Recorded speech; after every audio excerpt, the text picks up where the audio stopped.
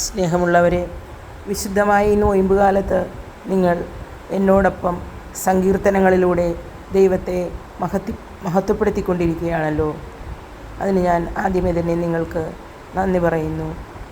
നമുക്ക് ഇന്നത്തെ പാരായണ വിഭാഗങ്ങൾ സങ്കീർത്തന പുസ്തകത്തിൽ നിന്നും 13, 14, 15, 16 എന്നീ അധ്യായങ്ങൾ നമുക്ക് പാരായണം ചെയ്യാം. 13-ാം അധ്യായത്തിൻ്റെ ശീർഷകം ദുഃഖിതൻ്റെ പ്രാർത്ഥന എന്നാണ്. 14-ാം അധ്യായത്തിൻ്റെ ശീർഷകം ദൈവനിഷേധകൻ്റെ മൗഢ്യമാണ്. 15-ാം അധ്യായം നീതിയുടെ മാനദണ്ഡവും 16-ാം അധ്യായം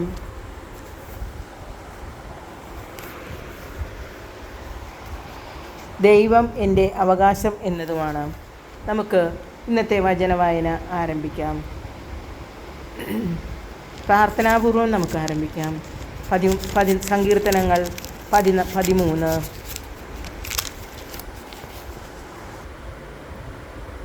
സങ്കീർത്തനങ്ങൾ 13. ദുഃഖിതൻ്റെ പ്രത്യാശ. ഗായക സംഘ നേതാവിന് ദാവീദിൻ്റെ സങ്കീർത്തനം. കർത്താവേ, എത്ര നാൾ അങ്ങെന്നെ മറക്കും? എന്നേക്കുമായി എന്നെ വിസ്മരിക്കുമോ? എത്ര നാൾ അങ്ങയുടെ മുഖം എന്നിൽ നിന്നും മറച്ചു പിടിക്കും? എത്ര നാൾ ഞാൻ വേദന സഹിക്കണം? എത്ര നാൾ രാപകൽ ഹൃദയവ്യഥ അനുഭവിക്കണം? എത്ര നാൾ എൻ്റെ ശത്രു എന്നെ ജയിച്ചു നിൽക്കും? എൻ്റെ ദൈവമായ കർത്താവേ, എന്നെ കടാക്ഷിച്ചുത്തരമരുളണമേ. ഞാൻ മരണനിദ്രയിൽ വഴുതി വീഴാതിരിക്കാൻ എൻ്റെ നയനങ്ങളെ പ്രകാശിപ്പിക്കണമേ. ഞാനവനെ കീഴ്പ്പെടുത്തിയെന്ന് എൻ്റെ ശത്രു പറയാനിടയാക്കരുതേ. ഞാൻ പരിഭ്രമിക്കുന്നത് കണ്ട് എൻ്റെ ശത്രു ആനന്ദിക്കാൻ ഇടവരുത്തരുതേ. ഞാൻ അവിടുത്തെ കരുണയിൽ ആശ്രയിക്കുന്നു. എൻ്റെ ഹൃദയം അങ്ങയുടെ രക്ഷയിൽ ആനന്ദം കൊള്ളും. ഞാൻ കർത്താവിനെ പാടിസ്തുതിക്കും. അവിടുന്ന് എന്നോട് അതിരറ്റ കരുണ കാണിച്ചിരിക്കുന്നു. 14-ാം സങ്കീർത്തനം ദൈവനിഷേധകൻ്റെ മൗഢ്യം. ഗായക സംഘ നേതാവിന് ദാവീദിൻ്റെ സങ്കീർത്തനം. ദൈവമില്ല എന്ന് മൂഢൻ തൻ്റെ ഹൃദയത്തിൽ പറയുന്നു. മ്ലേച്ഛതയിൽ മുഴുകി അവൻ ദുഷിച്ചിരിക്കുന്നു. നന്മ ചെയ്യുന്നവർ ആരുമില്ല. കർത്താവ് സ്വർഗത്തിൽ നിന്ന് മനുഷ്യമക്കളെ നോക്കുന്നു. ദൈവത്തെ തേടുന്ന വിവേകികളുണ്ടോ എന്ന് അവിടെ ആരായുന്നു. എല്ലാവരും വഴിതെറ്റി ഒന്നുപോലെ ദുഷിച്ചുപോയി. നന്മ ചെയ്യുന്നവനില്ല, ഒരുവൻ പോലുമില്ല. ഈ അധർമ്മികൾക്ക് ബോധമില്ലേ? ഇവർ എൻ്റെ ജനത്തെ അപ്പം പോലെ തിന്നൊടുക്കുന്നു. ഇവർ കർത്താവിനെ വിളിച്ചപേക്ഷിക്കുന്നില്ല. അവിടെ അവരെ പരിഭ്രാന്തി പിടികൂടും. എന്തെന്നാൽ ദൈവം നീതിമാന്മാരോട് കൂടെയാണ്. നിങ്ങൾ ദരിദ്രൻ്റെ പ്രതീക്ഷകൾ തകർക്കാൻ നോക്കും, എന്നാൽ കർത്താവ് അവന് അഭയമായുണ്ട്. ഇസ്രായേലിൻ്റെ വിമോചനം സിയോനിൽ നിന്ന് വന്നിരുന്നെങ്കിൽ, കർത്താവ് തൻ്റെ ജനതയുടെ സുസ്ഥിതി പുനഃസ്ഥാപിക്കുമ്പോൾ യാക്കോബ് ആനന്ദിക്കും, ഇസ്രായേൽ സന്തോഷിക്കും. സങ്കീർത്തനങ്ങൾ 15. ദാവീദിൻ്റെ സങ്കീർത്തനം. കർത്താവേ, അങ്ങയുടെ കൂടാരത്തിൽ ആര് വസിക്കും?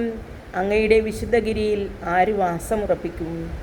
നിഷ്കളങ്കനായി ജീവിക്കുകയും നീതി മാത്രം പ്രവർത്തിക്കുകയും ഹൃദയം തുറന്ന് സത്യം പറയുകയും ചെയ്യുന്നവൻ, പരദൂഷണം പറയുകയോ സ്നേഹിതനെ ദ്രോഹിക്കുകയോ അയൽക്കാരനെതിരെ അപവാദം പരത്തുകയോ ചെയ്യാത്തവൻ, ദുഷ്ടനെ പരിഹാസ്യനായി കരുതുകയും ദൈവഭക്തനോട് ആദരം കാണിക്കുകയും നഷ്ടം സഹിച്ചും പ്രതിജ്ഞ നിറവേറ്റുകയും ചെയ്യുന്നവൻ, കടത്തിന് പലിശ ഈടാക്കുകയോ നിർദോഷനെതിരെ കൈക്കൂലി വാങ്ങുകയോ ചെയ്യാത്തവൻ, ഇങ്ങനെയുള്ളവൻ നിർഭയനായിരിക്കും. സങ്കീർത്തനങ്ങൾ 16. ദൈവം എൻ്റെ അവകാശം. ദാവീദിൻ്റെ ഒരു ഗീതം. ദൈവമേ, എന്നെ കാത്തുകൊള്ളണമേ. ഞാൻ അങ്ങയിൽ ശരണം വെച്ചിരിക്കുന്നു. അവിടെന്നാണ് എൻ്റെ കർത്താവ്. അങ്ങിൽ നിന്നല്ലാതെ എനിക്ക് നന്മയില്ല എന്ന് ഞാൻ കർത്താവിനോട് പറയും. ലോകം വിശുദ്ധരെന്ന് കരുതുന്ന ദേവന്മാർ നിസ്സാരരാണ്. അവരിൽ ആനന്ദം കൊള്ളുന്നവർ അഭിശപ്തരാണ്. അന്യദേവന്മാരെ അനുഗമിക്കുന്നവർ തങ്ങളുടെ ദുരിതം വർദ്ധിപ്പിക്കുന്നു. ഞാൻ അവർക്ക് രക്തം കൊണ്ടും പാനീയബലി അർപ്പിക്കുകയില്ല. ഞാൻ അവരുടെ നാമം ഉച്ചരിക്കുകയില്ല. കർത്താവാണ് എൻ്റെ ഓഹരിയും പാനപാത്രവും. എൻ്റെ ഭാഗധേയം അവിടുത്തെ കരങ്ങളിലാണ്. അഭികാമ്യമായ ദാനമാണ് എനിക്ക് അളന്നു കിട്ടിയിരിക്കുന്നത്. വിശിഷ്ടമായ അവകാശം എനിക്ക് ലഭിച്ചിരിക്കുന്നു. എനിക്ക് ഉപദേശം നൽകുന്ന കർത്താവിനെ ഞാൻ വാഴ്ത്തുന്നു. രാത്രിയിലും എൻ്റെ അന്തരംഗത്തിൽ പ്രബോധനം നിറയുന്നു. കർത്താവ് എപ്പോഴും എൻ്റെ കൺമുൻപിലുണ്ട്. അവിടുന്ന് എൻ്റെ വലതുഭാഗത്തുള്ളതിനാൽ ഞാൻ കുലുങ്ങുകയില്ല.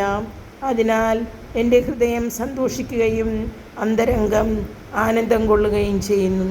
എൻ്റെ ശരീരം സുരക്ഷിതമായി വിശ്രമിക്കുന്നു. അവിടുന്ന് എന്നെ പാതാളത്തിൽ തള്ളുകയില്ല. അങ്ങയുടെ പരിശുദ്ധൻ ജീർണിക്കാൻ അനുവദിക്കുകയുമില്ല. അങ്ങ് എനിക്ക് ജീവൻ്റെ മാർഗം കാണിച്ചു തരുന്നു. അങ്ങയുടെ സന്നിധിയിൽ ആനന്ദത്തിൻ്റെ പൂർണ്ണതയുണ്ട്. അങ്ങയുടെ വലത്ത് കൈയിൽ ശാശ്വതമായ സന്തോഷമുണ്ട്. കർത്താവിൻ്റെ വചനം. ദൈവത്തിന് നന്ദി. സ്നേഹമുള്ളവരെ, ഈ സമയം അത്രയും സങ്കീർത്തനങ്ങളിലൂടെ നാം ദൈവത്തിന് മഹത്വം നൽകുകയാണ്. എൻ്റെ ഈ ഉദ്യമത്തെ നിങ്ങൾ പ്രോത്സാഹിപ്പിക്കണമെന്ന് ഞാൻ ആഗ്രഹിക്കുകയാണ്. കാരണം വചനവായന ഒന്ന് മാത്രമാണ് ഞാൻ ഈ ഇതുകൊണ്ട് ഉദ്ദേശിക്കുന്നത്. വചനം വായിക്കുന്നതിൽ നമുക്കുള്ള താല്പര്യം കൂടുതലായി വർദ്ധിപ്പിക്കുക. ഈ വിശുദ്ധ ദിവസങ്ങളിൽ ദൈവത്തെ മഹത്വപ്പെടുത്തുന്നതിന് നമ്മുടെ കുറച്ച് സമയം മാറ്റിവയ്ക്കുക.